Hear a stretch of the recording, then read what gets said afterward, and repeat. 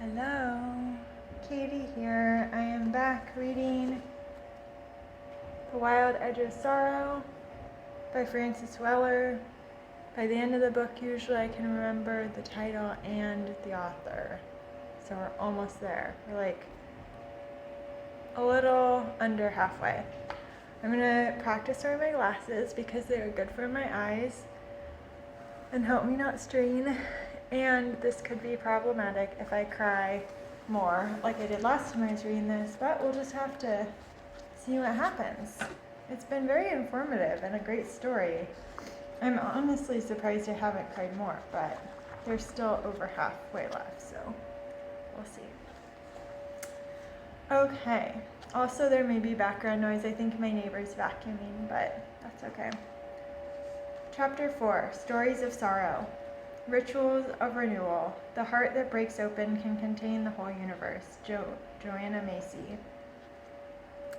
In the desert of the Kalahari, the people known as the Kung regularly gather to tend their community by holding an all-night healing ritual.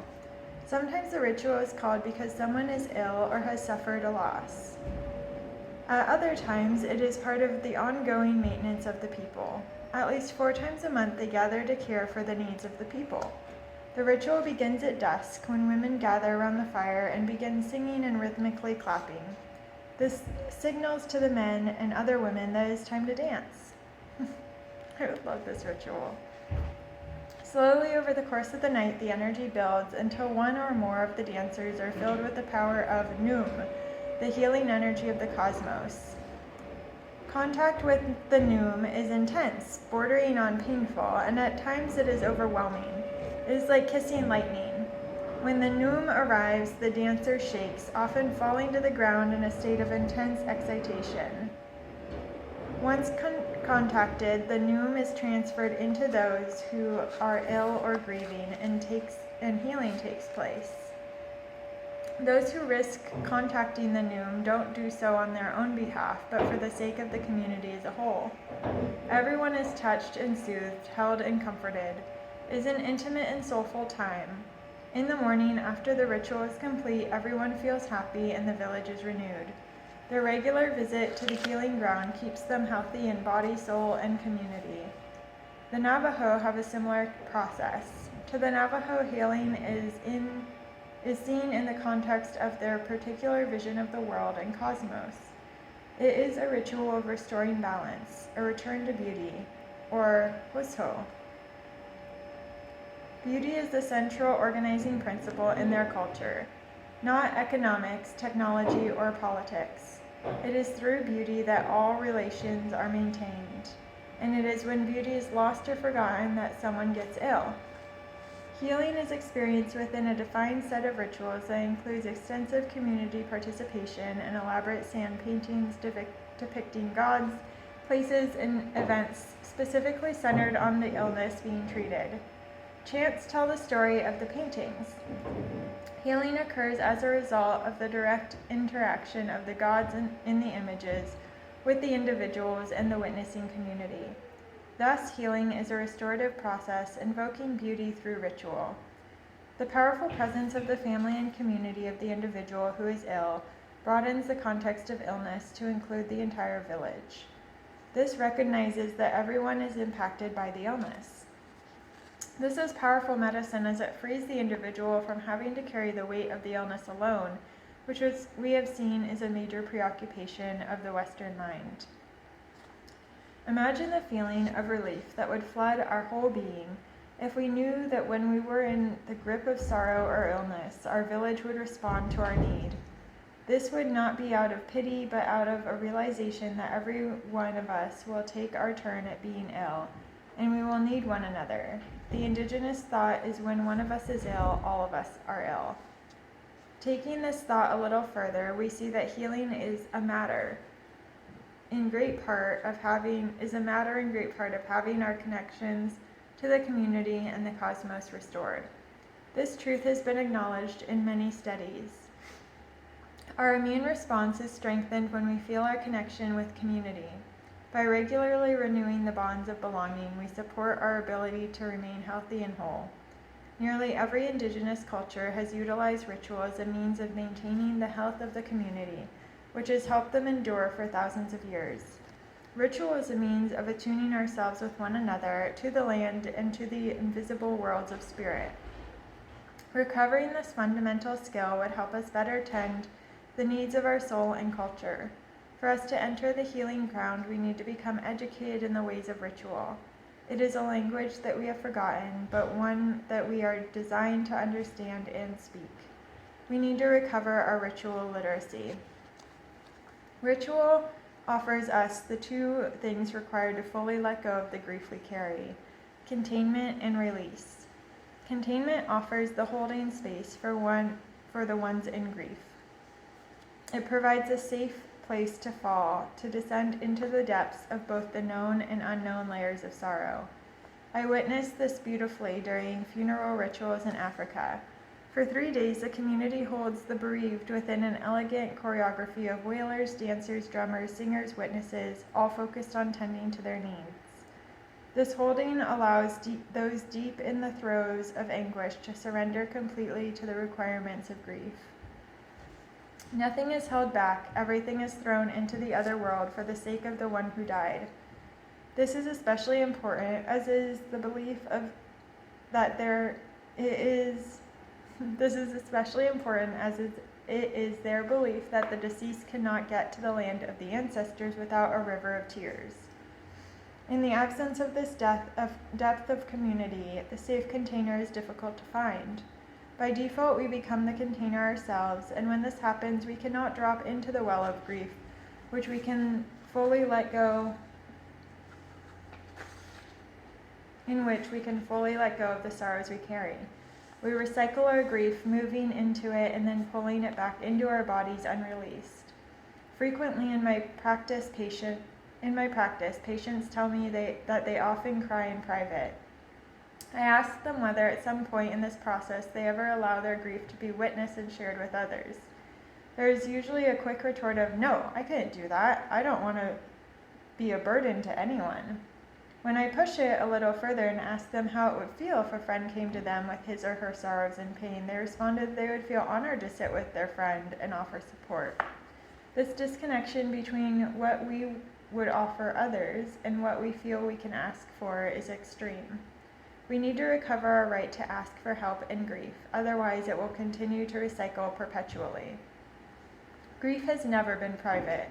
It has always been communal. Subconsciously, we are awaiting the presence of others before we can feel safe enough to drop to our knees on the holy ground of sorrow.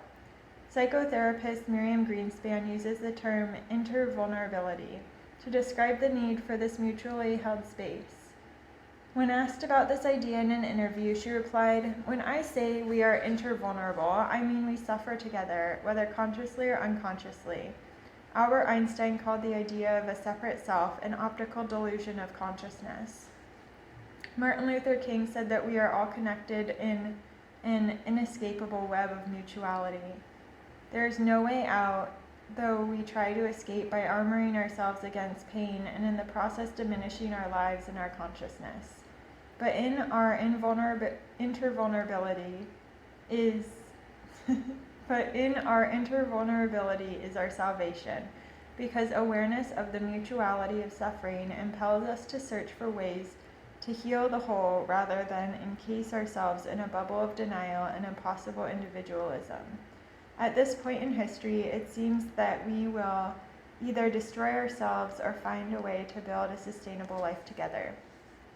Welcoming our sorrow eases the hardened places within us, allowing them to open and freeing us to once more feel our kinship with the living presence around us. This is deep activism, soul activism that actually encourages us to connect with the tears of the world. Grief keeps the heart flexible, fluid, and open to others. As such, it becomes a potent support for any other form of activism we may intend to take. I have worked with many people involved in social justice, ecological protection, and other forms of activism. I remember one man in his 60s who shared that he waked at 5 every morning with overwhelming feelings of dread for the world. His accumulated grief had become oppressive, weighing him down and strangling his ability to effectively address the issues with which he was concerned. After he attended a grief ritual that I offered in his hometown, he felt the weight lift from his heart. Our activism is directly connected to our heart's ability to respond to the world. A congested heart, one burdened with unexpressed sorrow, cannot stay open to the world and consequently cannot be fully available for the healing work so needed at this time. The sacred space of ritual. It is in the sacred space of ritual that we are most able to acknowledge the weight of the grief we carry. We have in modern culture little understanding of the ways ritual works or how it can move us into a space capable of fully releasing our long-held sorrows. We are creatures of ritual. We have been using rituals for tens of thousands of years. Ancient burial sites include careful placement of artifacts with the dead, such as bones carved and covered with ochre, pieces of flint for the hunt in the next world, food, and ornamented beads. In fact, grief over the loss of a loved one may have elicited our first ritual actions. There is something about ritual that resonates deep in the bone. It is a language older than words, relying not so much on speech as on gestures, rhythms, movements, and emotion. In this sense, ritual addresses something far more primal than language. The urge to create rituals to help us hold the intensity of day-to-day living exists deep within our psychic structure. For most of our history, rituals provide the means by which the community could address the need for healing and renew the people's relationship with the place where they lived. Over generations, a call and response between the individual, the community, and the land evolved that centered on ritual as the primary technology for maintenance of the living world. Today, in the absence of communal rituals that hold and sustain our psychic lives, we often unconsciously fall into ritualized behaviors. These patterns, however, do not carry what is required to make them soul-nourishing practices. In the end, we will either participate in ritual deliberately, which binds us to soul, community, nature, and the sacred, or we will be reduced to repetitive patterns of addiction, compulsion, or routines, lacking the artistry and renewal of genuine ritual. What is ritual? Simply said, ritual is any gesture done with emotion and intention by an individual or a group that attempts to connect the individual or the community with transpersonal energies for the purpose of healing and transformation. Whew, what a definition. Ritual is the pitch through which the personal and collective voices of our longing and creativity are extended to the unseen dimensions of life beyond our conscious minds and into the realms of nature and spirit. Ritual is a form of direct knowing, something indigenous to the psyche. It has evolved with us, taking knowing into the bone, into our very marrow. I call ritual an embodied process. Author and ritual facilitator Z. Budapest says, "The purpose of ritual is to wake up the old mind in us, to put it to work. The old ones inside of us, the collective unconscious, the many lives, the different eternal parts, the senses and parts of the brain that have been ignored. Those parts do not speak English. They do not care about television, but they do understand candlelight and colors. They do understand nature." Ritual is the original art form, weaving the personal and the communal in ways that help us relate directly with the larger unseen world. Rituals rise from the land, surfacing through the bedrock and the soil, and enter the imagination of the people that live there. In this sense, rituals evolve to reflect the entire context of the people's lives, terrains, and animals and plants. The communal wounds, the patterns of weather, the stories and myths, the collective suffering, the beliefs, all these things combine and arise in a dream state requiring expression in ritual form. Rituals also reflect the shared values and mythos of the community. While we have much to learn from indigenous cultures about forms of ritual and how rituals work, we cannot simply adopt their rituals and settle them neatly into our psyches. It is important that we listen deeply once again to the dreaming earth and craft rituals that are indigenous to us, that reflect our unique patterns of wounding and disconnection from the land. These rituals will have the potency to mend what has been torn, heal what has been neglected. This is one way that we may return to the land and offer our deepest amends to those we have harmed. There are many concerns that are addressed through ritual. These are universal themes: healing, gratitude, initiation, visionary or divinatory processes, grief, maintenance, renewing the earth, reconciliation, and peacemaking. How they are expressed is unique to each culture. For example, while the underlying intent is the same, the healing rituals of the Kung are vastly different from those of the Navajo. Their styles are a reflection of the land on which they live, the mythology of their culture, and the particular ways they envision healing. I wrote earlier about the use of ritual in working with grief.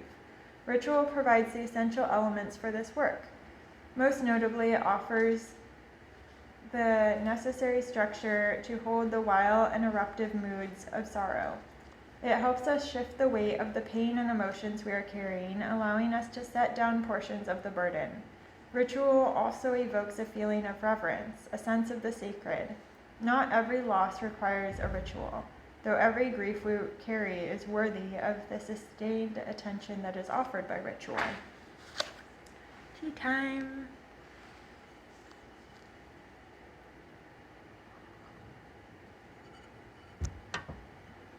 The purpose of ritual. Ritual touches us in many ways. One of its most powerful impacts is that it breaks us open to a vast and more enchanted world. The first function of ritual is to enable us to become transparent to the transcendent, to use Joseph Campbell's phrase.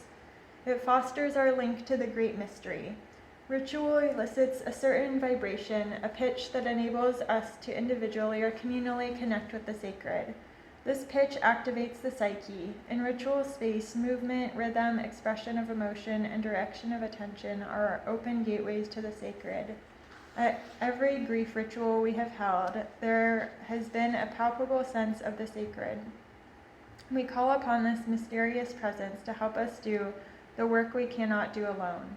The sacred becomes the larger holding space for the community to do work we have come to do. Secondly, there is a reparative function to ritual. It sutures the tears in the soul that occur in the daily rounds of living. We live in a culture that has forgotten the basic needs of the soul. This is especially important today as our world is increasingly dominated by the rhythm of the machine. As we succumb to the pleasure to adapt to this rapid-fire world, we feel ripped out of our own natural human rhythms. Many of us feel exhausted, flattened by the energy extended to keep up with the pace of culture. These ruptures in our emotional lives are frequent, and yet we lack the basic requirements for restoration and healing. African healer and elder Malidoma Somé calls ritual the anti-machine. Ritual helps us remember and reestablish our inner rhythms and to place them once again in accord with the deeper cadence of our soul. It restores our psychic foundations. By this, I mean we are aided in ritual space to remember what we really need to live in community with other humans in the natural world in a meaningful and enlivening manner. Living as we do in the belly of a soul-eating culture, it is imperative that we have measures that can help us come back to soul, especially in times of crisis. On one occasion, our community was faced with a profound trauma. I received a phone call late in the evening from a woman telling me that she and her daughter had been in a terrible accident. It had been raining and visibility had been very limited. The daughter was driving, and as they headed up a nearby road, a man suddenly stepped out into the road in front of the car. There was no possibility of avoiding him. They bolted out of the car, one running to get help, the other to comfort the man. Unfortunately, by the time help arrived, he had died. It was sudden and tragic. These women were part of a ritual village training that I was leading. Fortunately, we were scheduled to meet the next day to hold our second full day of teaching. As I talked with the women on the phone, I suggested that they both come to the training the next day and that we would do what we could to help them deal with this overwhelming event. She agreed. I then asked that they arrive about an hour later than usual. We would address their trauma as a community. When I got to the meeting, I informed everyone about what had happened and that they were being called into emergency service. We needed to create a healing ritual for the woman and her daughter to help them restore. I get emotional just thinking about this support. To help them restore their emotional equilibrium. When they arrived, the daughter was cold and shaky. She looked ashen and lost. We crafted a beautiful process for them that included comforting touch, washing of hands and feet, and ample holding.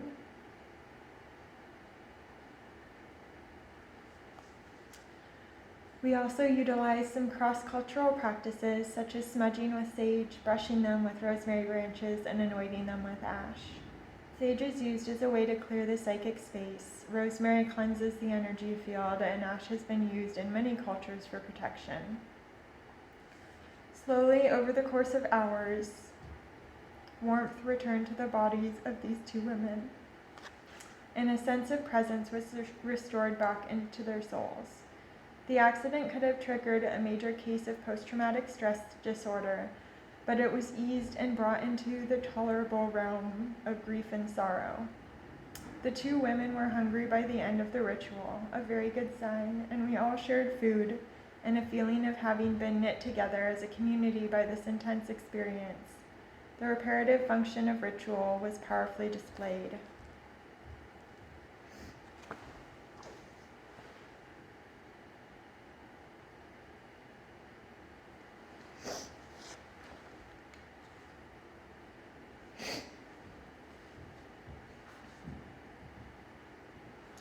The third function of ritual is that it invites the denied and forgotten aspects of psyche to show up.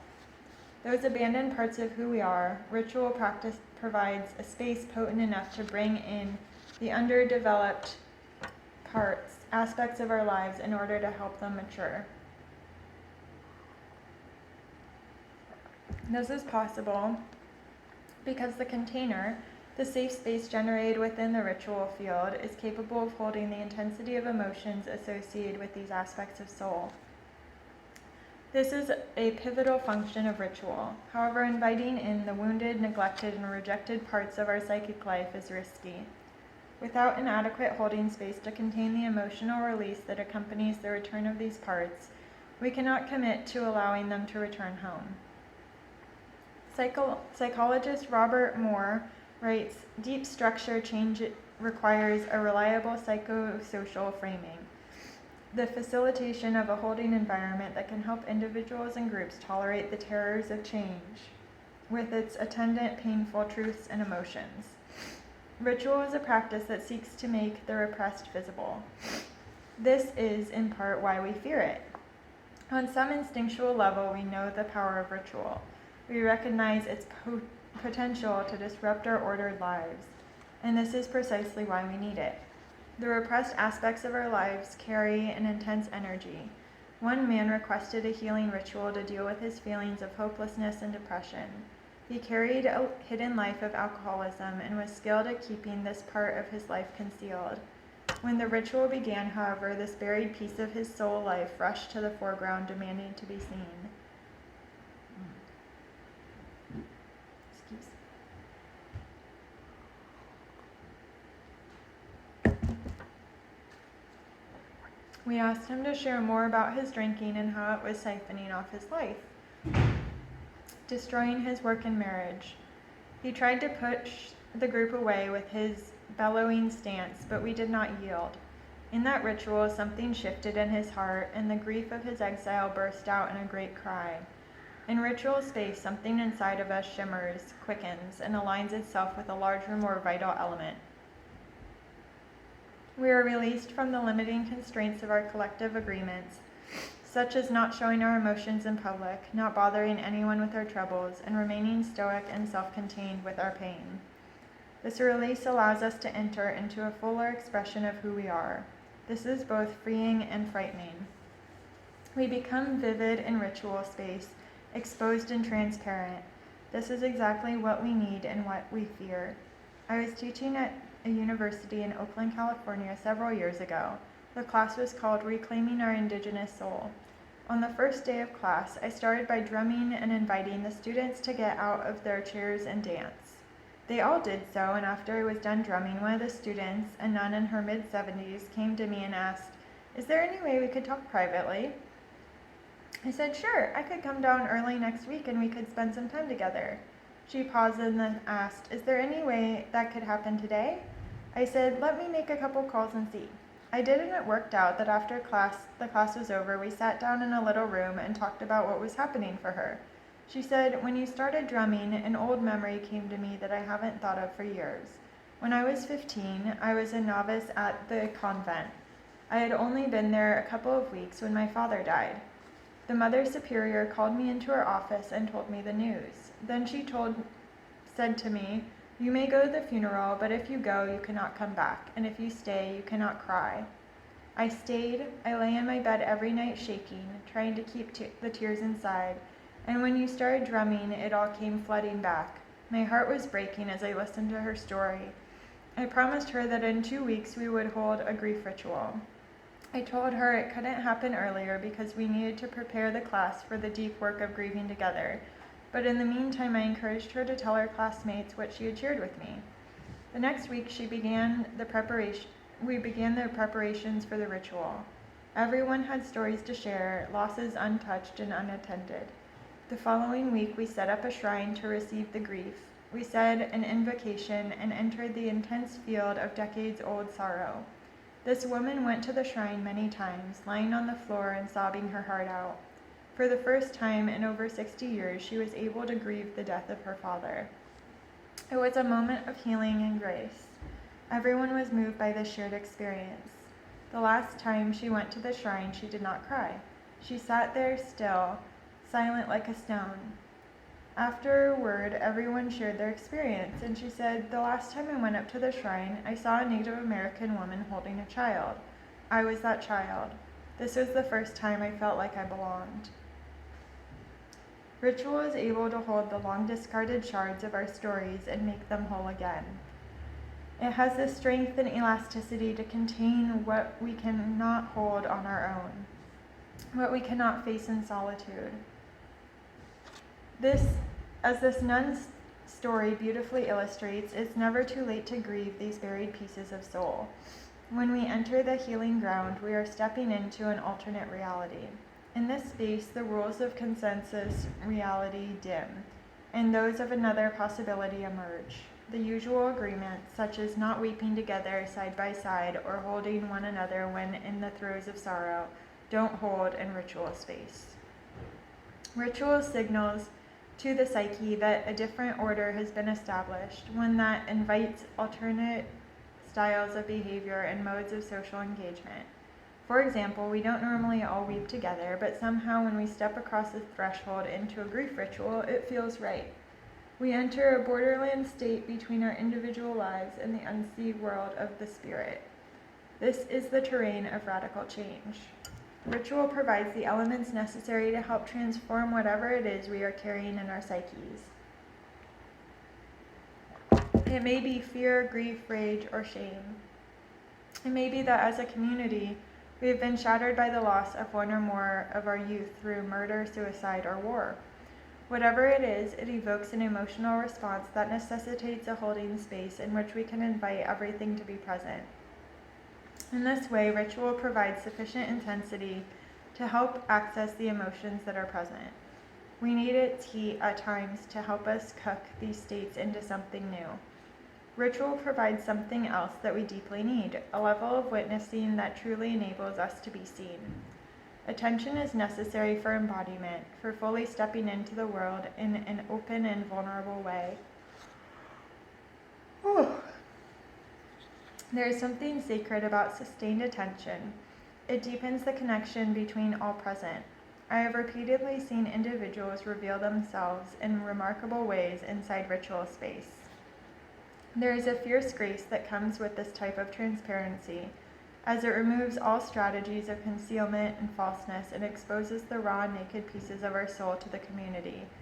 I remember in a number of rituals, men who always hung back, but finally they found the courage to approach the grief shrine near the end of the ritual and express their pent-up rage over the pain and suffering.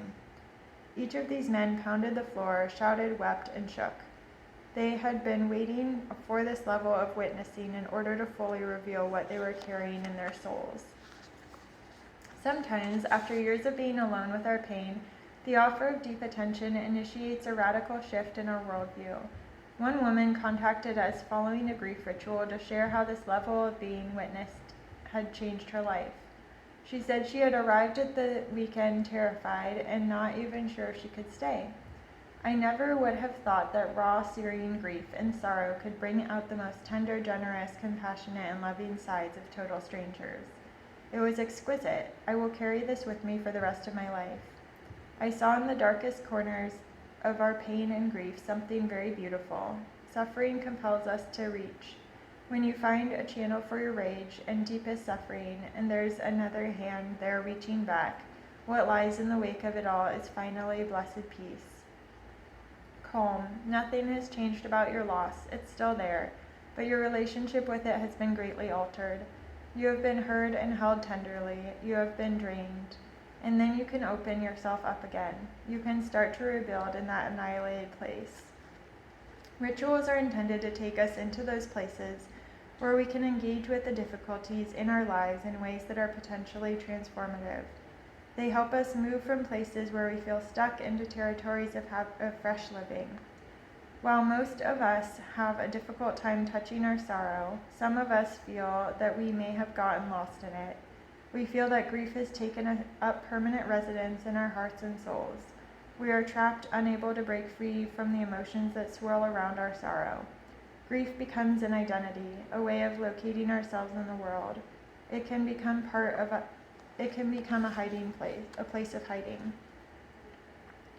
One man with whom I worked had lost his wife to cancer about 8 years earlier.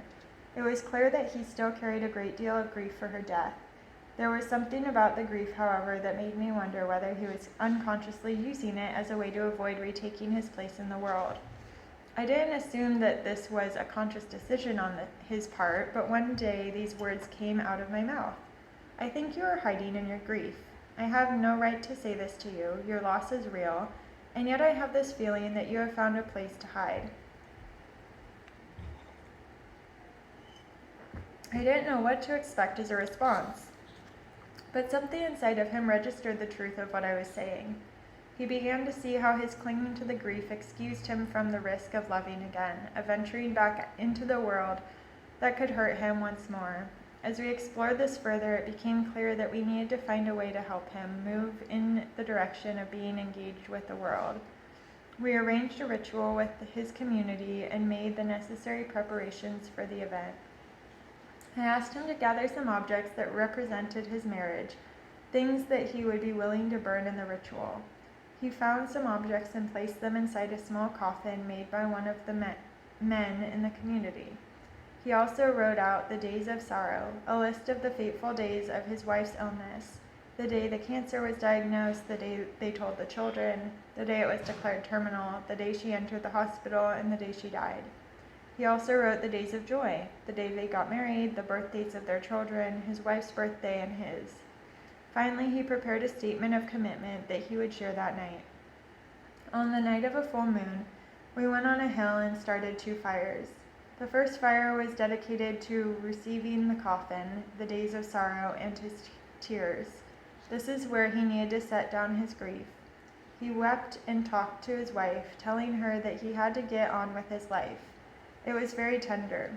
After some time, he felt as though he was ready to move on. I had him stand and take in the world around him, the rising moon, the setting sun, the feeling of the fire, everything that surrounded him. I told him, this is your home. This is where you live. You cannot live in her world. You live here. As I said that, he nodded and we stepped away from the fire. He turned and proceeded to the threshold we had created between the 2 fires, a symbolic boundary that separated the old world from the one he needed to re-enter.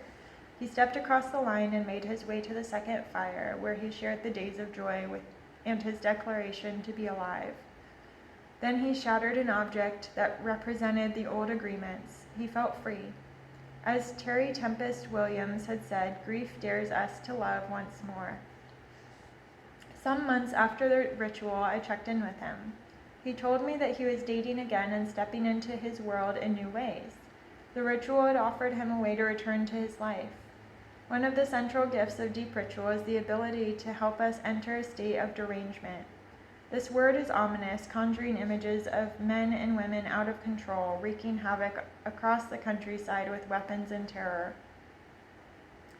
What I mean by derangement is simply a state that is beyond our normal way of perceiving and experiencing ourselves and the world. Ritual gives us the full expression of our long-suppressed emotions. Grief in particular requires a letting go whereby we drop deeply into the well of sorrow that has gathered and is longing for release. We cannot do this without entering into an altered state. Derangement is necessary because our current emotional arrangement is not working. We often find ourselves clinging to control, self-conscious, hypervigilant, and fearful of showing our emotions to others. This carefully arranged relationship with life denies us the freedom to receive the support we require from our community in times of loss.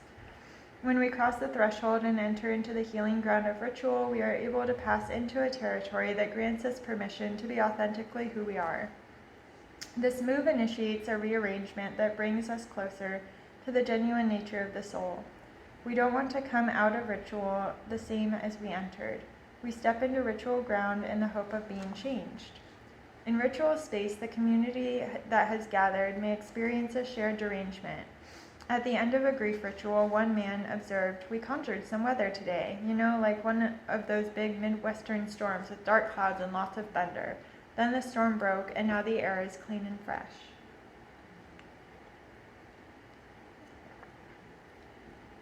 These times of entering into a shared state of attunement offer a unique opportunity to experience what anthropologist Victor Turner called communitas. From his time living with various tribes in Africa, he witnessed how the feeling of belonging and social bonding were strengthened in the midst of deep ritual process. We need times of communitas, times that reinforce our connection with one another. Ritual can bring us into that state of togetherness, and there we can remember our deeper affinity and communality. Ritual does not rid us of the wounds we carry or free us forever from the weight of grief. Ritual is a maintenance practice that offers us the means of attending wounds and sorrows, for offering gratitude and for reconciling conflicts, thereby allowing our psyches regular periods of release and renewal. Being human is hard, especially in a society virtually devoid of rituals that are intended to help us wade through the waters of living intact. When we accumulate too much grief or feel outside the circle of welcome for too long and cannot see any means to resolve the breach, we spin toward depression or wander into the wasteland of toxic bitterness. Ritual offers us a way home. Learning how to bring ritual into our lives helps us face whatever arrives at our door. Ritual is a covering, a mantle that protects us in times of great need. The stories I have shared reveal the ways that we are held within the sacred space of ritual. Once again, I encourage you to experiment with rituals. Gather a circle of people and allow the imagination to inform the moment. We need to build faith in ourselves as ritually literate people. At times, we will be asked to create rituals that can dress in the wounds of suffering in our community. Someone has died or is ill, has lost his or her job, or is facing a divorce. At other times, we will need to spontaneously create a ritual to help hold space for someone who is in intense pain and grief. It can be very simple. The main thing is that we begin to take risks, that we contribute something to the moment that can potentially offer healing. Once we begin, the ritual is out of our hands. It now belongs to spirit. Life is far too complex to rely solely on our intellect. We need the invisible hands of spirit to shelter us, to support us, and to offer us the nourishing comfort that comes from the other world. This concert between the human and the sacred is ancient. It is held in the bones. Trust this bond. It is our healing ground. We did it! We are on to chapter 5. We are firmly halfway, I would say. We're on page 89. I will see you soon.